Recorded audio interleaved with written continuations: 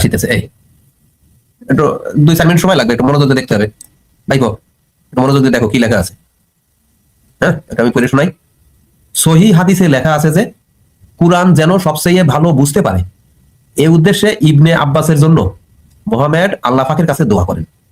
মোহাম্মদ আল্লাহ পাকের কাছে দোয়া করেন যেন ইবনে আব্বাস কুরআন সবচেয়ে ভালো বুঝতে পারে, এই কারণে এটা যেন হয়। এই জন্য মোহাম্মদ ইবনে আব্বাসের জন্য আল্লাহ পাকের কাছে দোয়া করেন।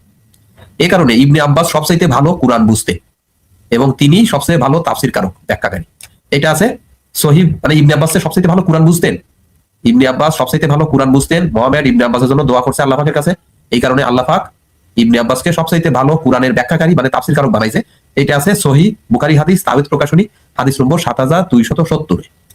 আমি কি লিংকে ঢুকবো, হাদিসটা কি পড়বো না পড়িয়ে দিই? কারণ হাদিস না পড়লে তোমার আমার বিশ্বাস হবে না। বাবা আমি এমনি লিখে রাখছি, সরাসরি হাদিসটা আমি ঢুকি। এই যে লিংকে না, এই লিংকে আমি সরাসরি ঢুকি।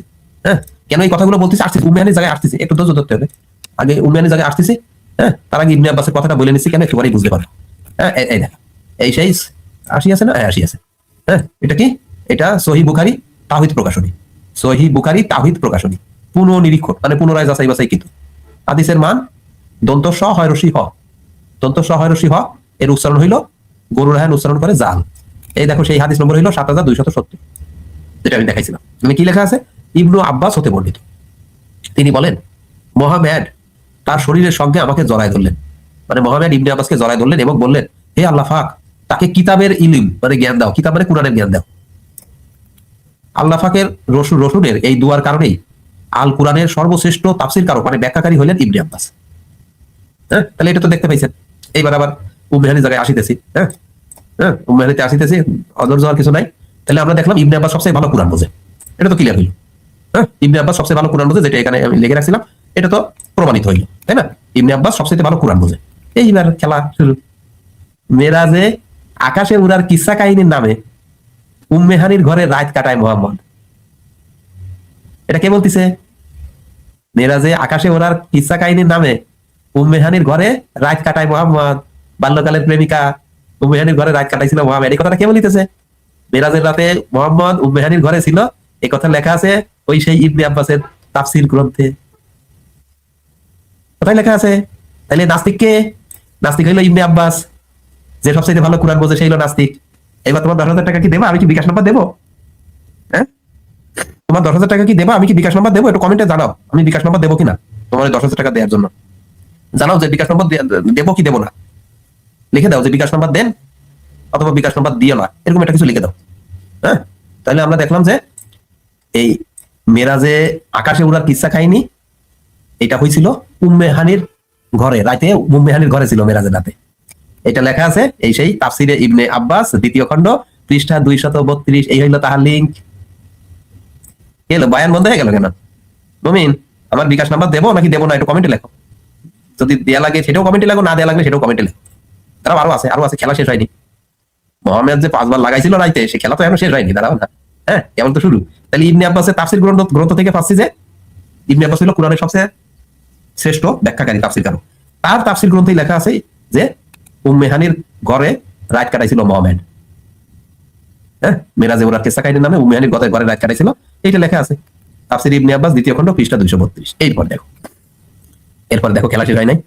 প্রফেসর ডক্টর আবু বকর মোহাম্মদ জাকারিয়া, মানে ডক্টর মানে পিএইচডি করা প্রফেসর ডক্টর আবু বকর মোহাম্মদ জাকারিয়া বলেছেন যে তার তাফসীর গ্রন্থে, মানে জাকারিয়ার একটা তাফসীর গ্রন্থ আছে, এই জাকারিয়া তাফসীর গ্রন্থে কোনো জাল বা দুর্বল হাদিসের বর্ণনা নাই।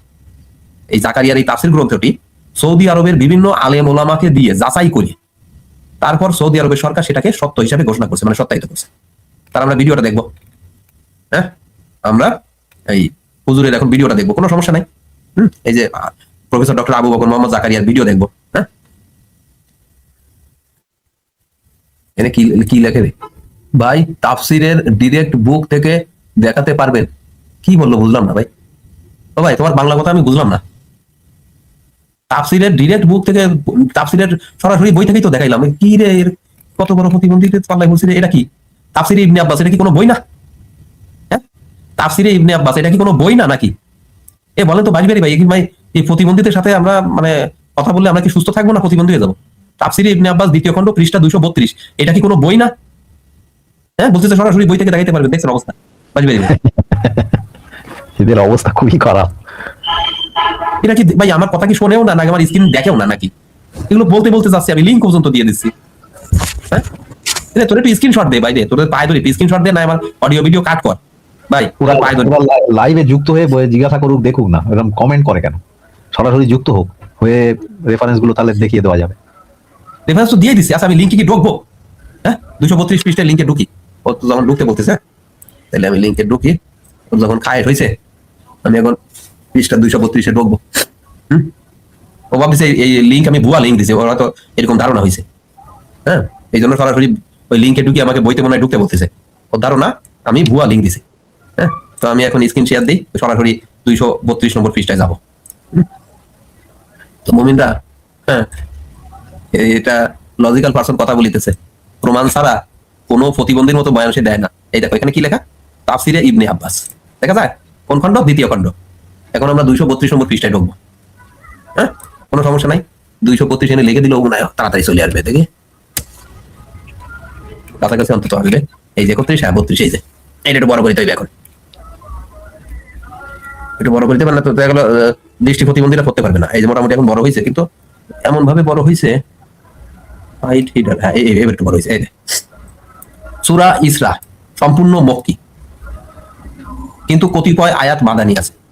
মাদানী আয়াত সমূহের মধ্যে রয়েছে সাকিব প্রতিনিধি দলের সংবাদ এবং এই বিষয়টি যে ইয়াহুদি সম্প্রদায় আল্লাহ পাকের রাসূলকে বলেছিল মদিনা নবীদের ভূমি নয়। তারপর আয়াত এত হতে এত এর সমাপ্তি পর্যন্ত অবতীর্ণ হয়। এই সূরার মোট আয়াত 111টি, মোট শব্দ এই নওয়াজমা বাংসাল বলেছে। আচ্ছা যাক, এইবার আমরা ইসে যাই, উম্মে হানির কথায় যাই, জায়গা মতো যাই। এই যে এই যে কি লেখা দেখা যায়, একটু উপর থেকে পড়ি। আমি মুসাকে কিতাব দিয়েছিলাম, আমি মানে আল্লাহ পাক মুসাকে কিতাব দিয়েছিল এবং তাকে করেছিলাম বনি ইসরাইলের জন্য পথ নির্দেশক।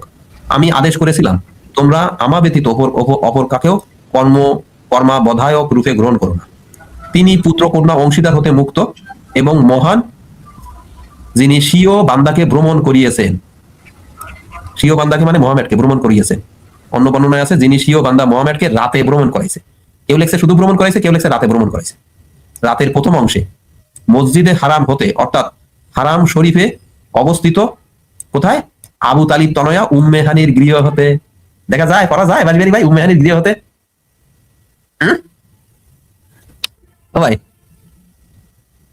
হ্যাঁ দেখা যাচ্ছে তো, তালিব তনয়া উম্মে হানির গৃহ হতে মসজিদে আকসা কি মাকদাস পর্যন্ত এসব কি সব লেখা আছে।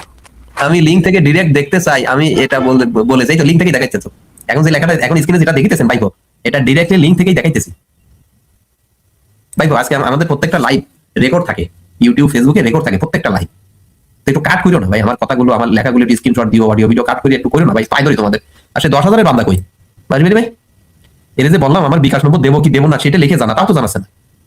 বাজবেরি ভাই না, খেলা শেষ হয়নি, তবে খেলা শেষ হয়নি, আরো আছে। ওই যে প্রফেসর ডক্টর আবু বকর মোহাম্মদ জাকারিয়ার খেলাটা এখন দেখবো, আরো খেলা আছে, দেখেন না ভাই কোন জায়গায় পা দিয়েছে, ওর বাপেরও উস নাই। আচ্ছা এই কোনটা দিলাম আবার, তো সেটা এবার আবার সে ওয়েবসাইটে যাই, আমার ওয়েবসাইটে যাই, এখন আবু বকর মোহাম্মদ জাকারিয়ার আমরা বয়ানটা দেখবো। তো এই যে যেটা দেখাইছিলাম, এখন আমরা প্রফেসর ডক্টর আবু বকর মোহাম্মদ জাকারিয়ার ভিডিও দেখবো।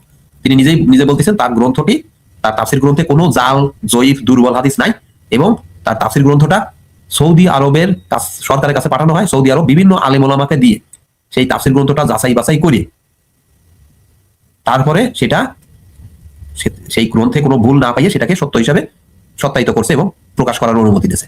আমরা এখন এইটা দেখবো, আমি অডিও শেয়ার দিয়ে ভিডিওটা চালাই দিই, বুঝলেন? ভিডিওটা চালাই দিই।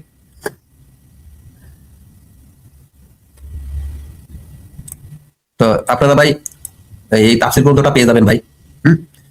তো আগে প্রথমে তার ভিডিওটা আমি শোনাই আপনাদের। লজিক্যাল ভাই আমি বিদায় নিচ্ছি আজকে।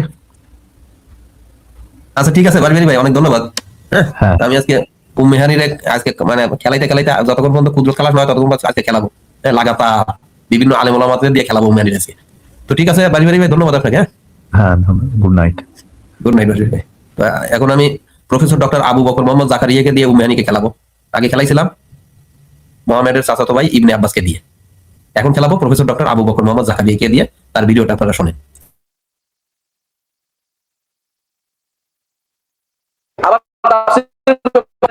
একই কথাই বলবো, এটা ভুল কোনো তাফসীর সেখানে দেওয়া হয়নি। এক, কোনো বাংলা হাদিস দেওয়া হয়নি। দুই, দুর্বল হাদিস থেকে মুক্ত রাখা হয়েছে। তিন, 4 নম্বর হচ্ছে সালফে সালেহিনের মতের বাইরে কোনো তাফসীর দেওয়া হয়নি। 5 নম্বর হচ্ছে ইবনে কাসিরের যে ভালোটুকু আছে সব নিয়ে আসা হয়েছে। অনুরূপভাবে ইমাম শওকানী রাহমাতুল্লাহ মাসুল কাদিরের যতটুকু ভালো ছিল সব নিয়ে এসেছি। অনুরূপভাবে তাফসীরুস সাহিহ যেটাকে তাবিঈনের তাফসীর আছে লেখা হয়েছে আমাদের তাফসীর মাসবুক, সেখানে সব নিয়ে এসেছি। হাদিস ভিত্তিক তাফসীরগুলো নিয়ে এসেছি। এমনকি যে সমস্ত সূরার সহিহ বিশুদ্ধ ফজিলত বর্ণিত সেগুলো নিয়ে এসেছি। অর্থাৎ শানে নজুল যেটা শুদ্ধ সেটা নিয়ে এসেছি, যেটা অশুদ্ধ সেটা আমি নেই। এজন্য আপনি অশুদ্ধ দিন পাবেন না আমার এখানে, কিন্তু শুদ্ধটা পাবেন। আপনি নিশ্চিন্তে আমল করতে পারবেন। এই কিতাব বহু লোকে দেখে সৌদি সরকারের এখানে তখন যেটা আমি তাফসীর করে পাঠিয়েছি, তারা এমন কোনো জায়গা না সেখানে পাঠায় নাই দেখার জন্য। সেখানে হানাফি, আলে হাদিস, তওবাস, সালাফি দুনিয়া সবাই থেকে এক বাক্যে স্বীকার করেছে যেটা ভুল নাই, তখন সেটাকে ছাপা হয়েছে। এই তাফসীরটা পড়ার জন্য অনুরোধ করতেছি। আমার কোনো লাভ নাই, করলে আমি কোনো টাকা পাবো না, কিন্তু আপনি উপকৃত হতে পারবেন। কারণ এটাকে বাক্য, যেটা কিনেন বাক্য, আবার আপনি যদি কোনো অত্যন্ত দামি কাগজ ব্যবহার করা হয়েছে। কিন্তু আপনাদের কাছে অনুরোধ থাকবে এই তাফসীরটা সবাই যখনই পাবেন এক কপি করে রাখবেন। আপনার নিজের জন্য, সন্তানের জন্য এবং ভবিষ্যৎ প্রজন্মের জন্য একটি কপি করে থাকুক। সহিহ আকীদার খেদমতের জন্য একটি কপি করে থাকুক এবং তাওহীদের খেদমতের জন্য একটি কপি করে রাখুন। সুন্নতে কিভাবে তাফসীর করতে হয়, কোরআন আয়াতকে হাদিস দিয়ে কিভাবে তাফসীর করতে হয়, সাহাবায়ে কেরামের কওল দিয়ে কিভাবে তাফসীর করতে হয়, তাবিঈনদের কথা দিয়ে কিভাবে তাফসীর করতে হয়, সেটা আমি তাফসীরে দেখিয়ে দিয়েছি। 8 বছর লেগেছে তাফসীর করতে। আপনারা অনুগ্রহ করে 8 দিনে পড়ে শেষ করবেন না, সময় নিয়ে পড়ে